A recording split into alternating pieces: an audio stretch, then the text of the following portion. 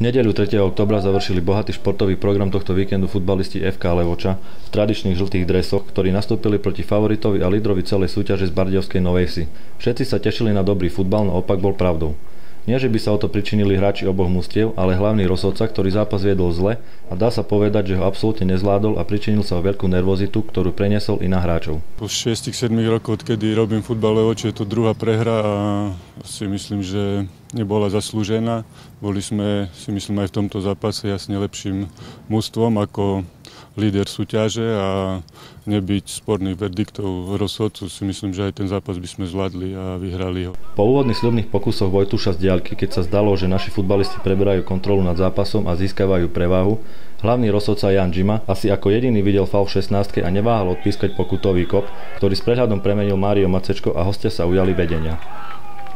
Levočanov to nezlomilo, skôr naopak a po viacerých náznakoch šancí prišla v 34. minúte gólovka, no pohotovým zákrokom brankár hostí nedoprial našim radosť. Tlak domácich silnil v závere prvého polčasu a v nadstavenom čase sme sa nakoniec dočkali a po štandardke Minďaša usmernil loptu do siete Michal Šimonič a vyrovnal na polčasových 1-1.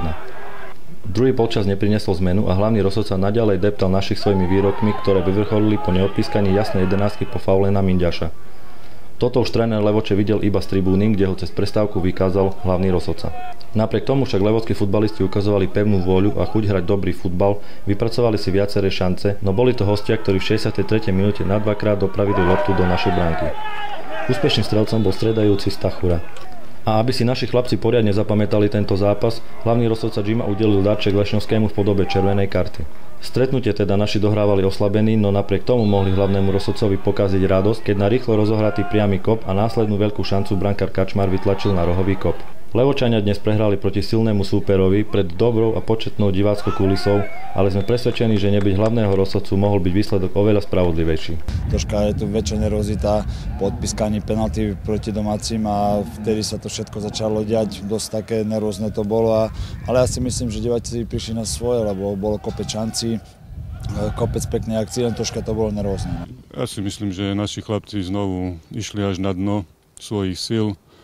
Ťažko sa im hrálo, možno pôsobili niektorí trošku krčovito, ale to vyplývalo aj z tých chybných verdiktov Rosodcu, lebo fakt psychicky išli naši hráči dole, snažili sa ten zápas vyhrať, alebo v konečnom dôsledku aspoň remizovať, nepodarilo sa.